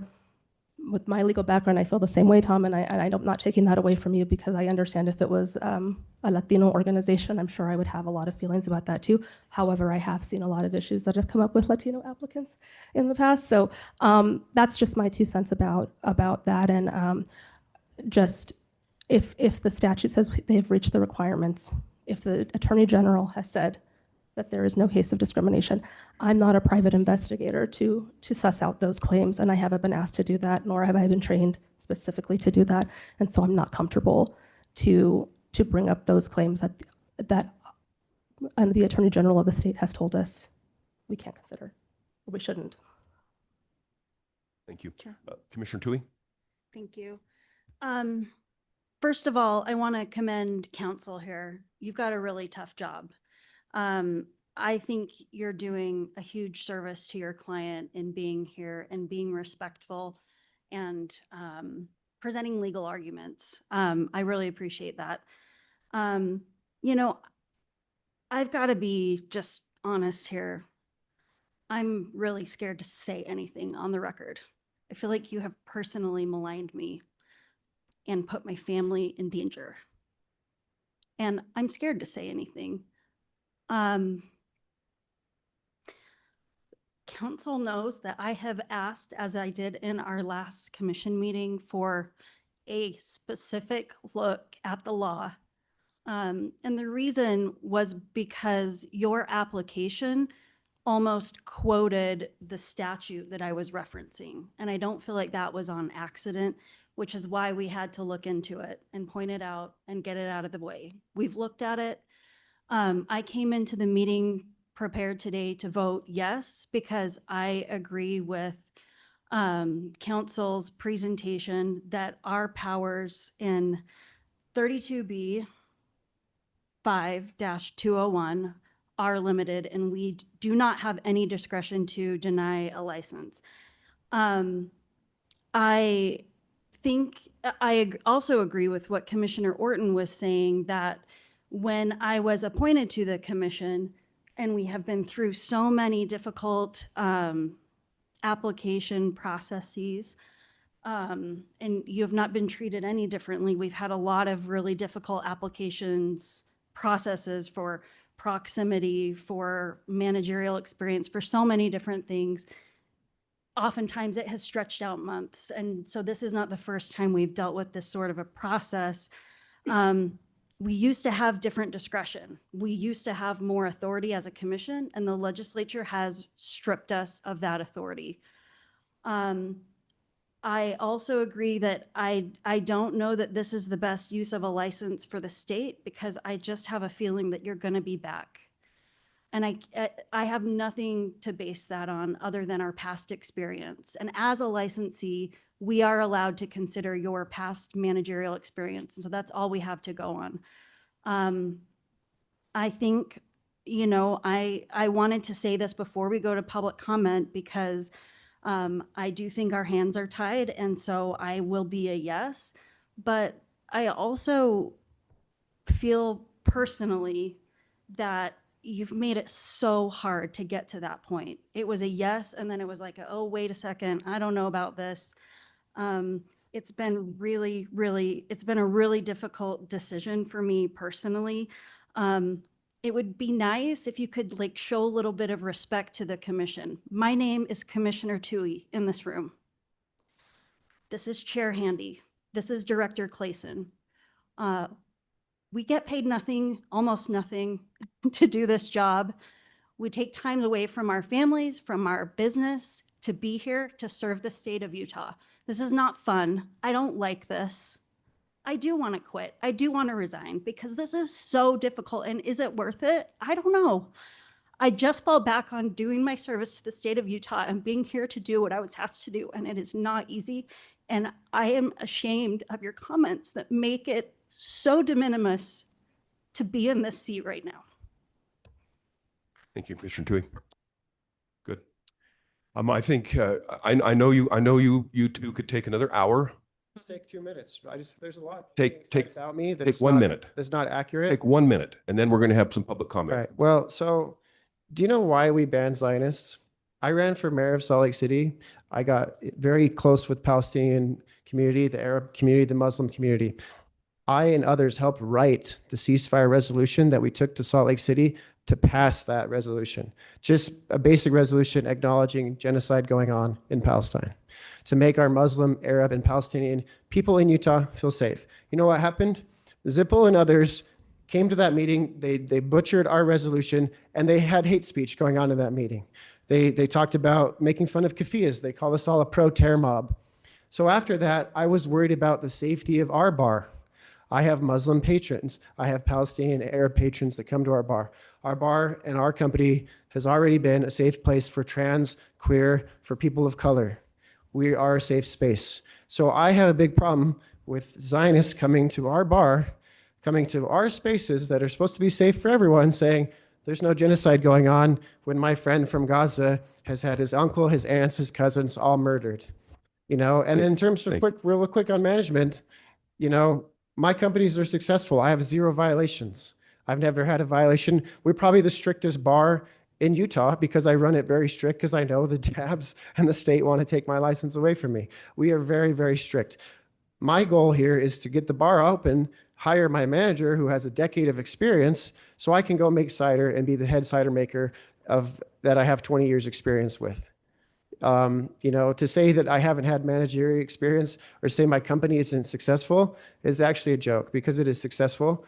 I'm losing thousands and thousands of dollars a day, Thank you. thousands of dollars a month because of this. Thank you. My company is successful. My Thank you. managerial experience has no violations, nothing to even look at. Thank you very much. Janelle, did you have one more thing to say? Yes, I just wanted to say you can consider management experience, and there are 3 specific things you can consider in the act. Management experience, past retail alcoholic product experience, and the type of management scheme to be used by the retail licensee. My client is hiring somebody from a well-known bar that has managed for a very long time to manage this bar. Again, he had 0 violations. He has been in the alcoholic product industry for quite some time. Other than this political controversy, which is tied to his First Amendment rights to exist in this country, he has no management problems whatsoever. You haven't been contacted by any past employees, anybody that has had a claim against him of discrimination against him. So really, you're basing your decision on conjecture and how it makes you feel instead of the law. And the law says that if his application is complete and he's checked all the boxes, which we have spent months and months checking all those boxes, you don't have discretion here. You have to grant his license. Thank you very much. We're going to have now some public comment. Would you raise your hands if you'd like to comment in favor of this application? 1 person, 2 people. Anyone would like to speak in opposition of this application? 1 person in opposition. So we'll take you, sir, first. You're going to have 2 minutes each. The director's going to time you. I'm going to politely gavel you at 2 minutes, okay? And just tell you to do it. And then, sir in the white beanie cap there, then the individual in opposition, and then 1 more person in favor, and that will conclude the public hearing. Sir, would you state your name for the record? Sure. Mario Ruiz, Salt Lake City, Utah. I've just been very impressed by everyone, especially Commissioner Tui. I think I came prepared to dislike you because of some of the stuff I had, just the background, and my deduction that I feel like the knowledge that I have about this case is that Michael has been unfairly prejudiced. I feel like for political reasons. I think that if he had put up something saying no Nazis are welcome or no white supremacists are welcome, we wouldn't even be here. Like, we all know that. We all know that Zionism is a third rail. We don't have to go there right now, but I just think that in the end, we need to put aside our personal feelings about Zionism. And if you're actually going to be honest, Commissioner Orton, I think that you would really look deep and stop using managerial rationales that you've made up as a convenient excuse rather than actually sticking to the law as far as I can tell, and I do have a law degree from NYU, has been very clearly laid out by Mr. Valentine's attorney. I don't really think there's much room for discretion, especially made up discretion, and I would all hope that you would take Commissioner Tui's lead in using law and not your own prejudices to decide the case. Thank you. Thank you very much, Mario. Sir, from the back now, would you come and state your name? We'll give you 2 minutes. The director, so as soon as you start speaking, and I'll politely gavel at 2 minutes. Sir, please state your name, sir. My name is Steve English. I'm from Lehi, Utah. Steve English? Sir. Thank you. I'm one of the 70 fake complainants that have been banned from his establishment for purely being a religious Zionist. Yes, a religious Zionist, a student of Rav Kook and Rebbe Nachman, right? And I want to call your attention because he likes to say here that he didn't do nothing illegal. But on May 18th, he posted to come to Apparition and buy a sandwich. And you could all look for yourself. This sandwich, this sando, kills Zio-Nazi fascists, okay? And his goal is to rip the weeds of Zionism from our own shores to Palestine. So I'm here as a Zionist, one of the few in Utah, to also mention that not only are you to serve every citizen and protect us, I came here to just be able to exist and not have to be harassed by a man cosplaying as a Hamas freedom fighter wearing a kefifah, not only trying to intimidate our rabbis like Rabbi Zippel, but all of the members of the community, Utah County, Salt Lake County. And I just want to thank you for doing your service to the state of Utah. Thank you. Thank you, Mr. English, very much. We had one more individual who wanted to speak in favor, please.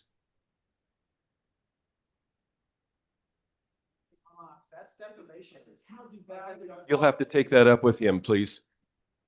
Thank you, Mario. Thank you, Mario. Thank you, Mario. Thank you, Mario, very much. We had one more individual who raised their hand who wanted to speak. Does that individual still want to speak? Going once, going twice. All right, we've concluded public comment on this application from Apparition. So we'll bring this back now to the commission for would be any action. Commissioner Orton? Do I have the opportunity at some point to just make a quick response? Chair will allow. Okay. I just wanted to say that, first of all, the management experience concerns that I have are very real and well documented. And can you say that? I can. When you had the weathered waves, you did not pay your lease. Huh? Well, I was being sabotaged by my landlord then, yeah. as I don't think stated. we can- We're not going to have a debate here, Michael. Which if you can do your video, but please sit down. Come on, There are things that come on. Let her speak. This is back now in the commission. there is information, I mean, that we do have that I don't think it would be appropriate to bring up in a public forum. Well, I'm not. Mario, you're out of order, and I'd ask you please not to make comments. Come on.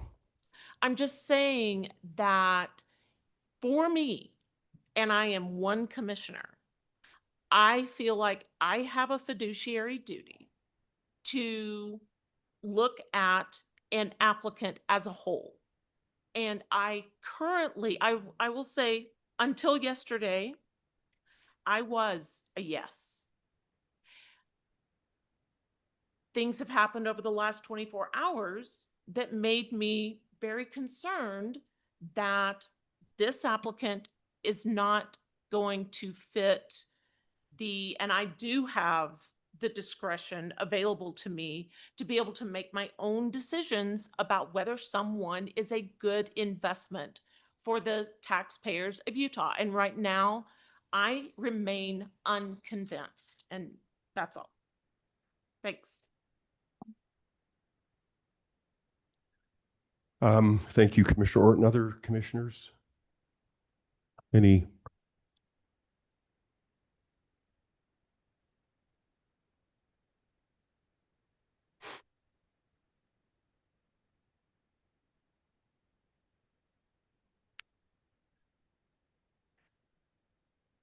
I'm going to wait just a minute here, and maybe even less.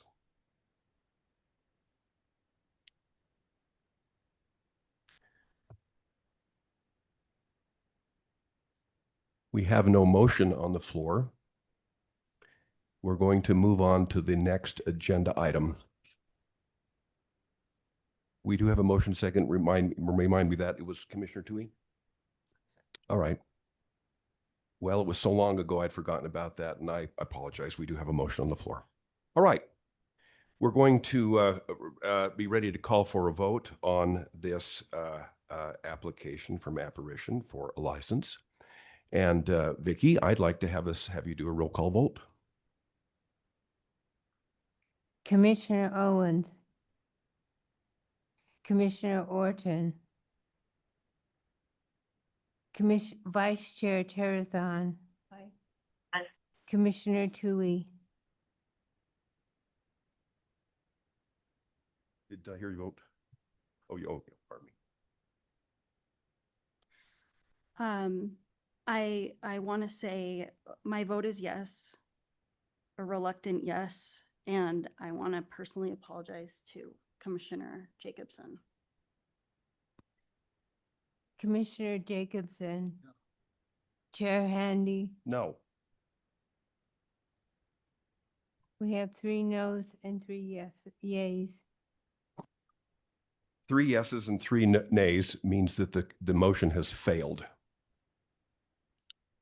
So we will now move to the next agenda item. This is the restaurant full service from Craig.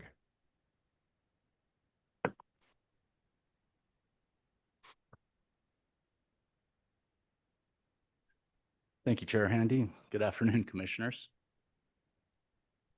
For our restaurant full service applications, this month we have all new applications. Do want to note we do have 53 year-round licenses available in the quota for our applicants, and 2 summer seasonal licenses available in the quota.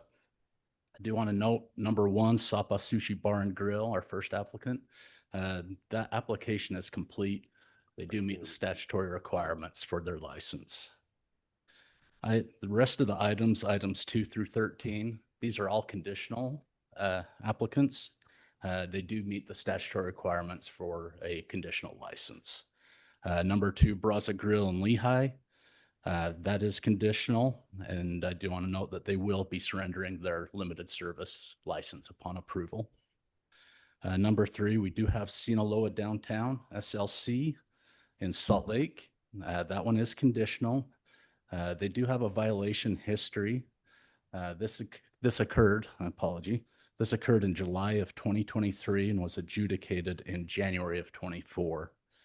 Those violations were due to a common ownership with another license, sell to a minor on bar or premise, fail to label flavorings, fail to scan, and fail to display that bar sign. Item number 4, Grizz's Bites and Brews in Moab is conditional. Item number 5, Sugar House Station in Salt Lake City is conditional. They also do have a violation history. This is a common ownership with another license. Occurred in March of 2024, adjudicated in April of 2024, and that was a sell to a minor and an untrained server. Item number 6, Site of Aloha in South Jordan is conditional. Item number 7, Saffron Valley in South Jordan, also conditional. Item number 8, Peace on Earth Coffee in Riverton, conditional. Item number 9, Hall Pass Salt Lake City is conditional. Items number 10 through 13, they do have future projected opening dates. Number 10, Monty at the Distillery is conditional, projected opening of June 1st of this year. Number 11, Hall Pass in Salt Lake City, conditional, also a projected opening of June 1st of this year. Item number 12, La Casa Delta Mall in Salt Lake City is conditional, projected opening of July 22nd. They do also have a violation history. This is a common ownership with their other location. Occurred in September of 2023, adjudicated November of 2023. And that was a sell to a minor and an untrained server. And then finally, number 13, Taormina Ristorante Italiano is conditional with a projected opening of September 2nd of this year. Questions for Craig?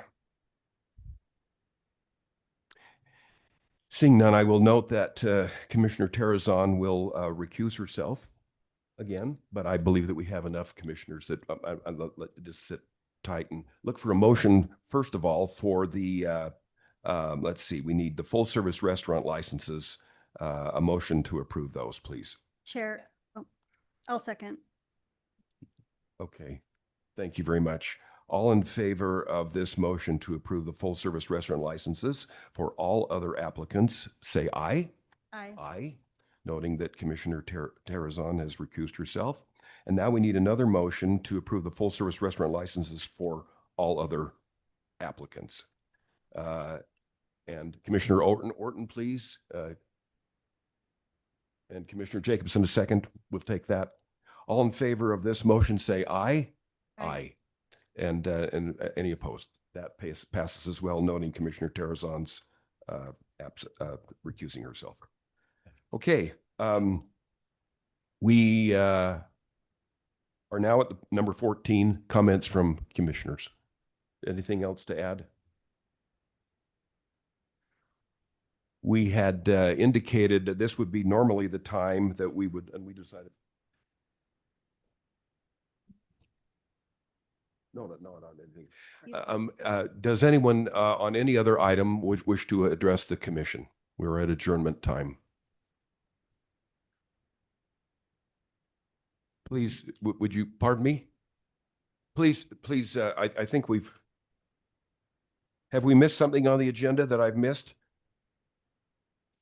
Would you get to the microphone, please? And I feel like we missed pages 3 and 4, or the bottom, I'm sorry, Put those in most block. of page 4. We took that in a block as one vote on item, the consent calendar for violations on item 8, and then separately as item 12, a consent agenda item. Those votes were taken in a block, if that's what you were here for. Yeah, everything in 12. Okay, thank you very much. other comments? Seeing none, I'll take a final motion for adjournment. Moved Commissioner Jacobson, second. Commissioner Orton, all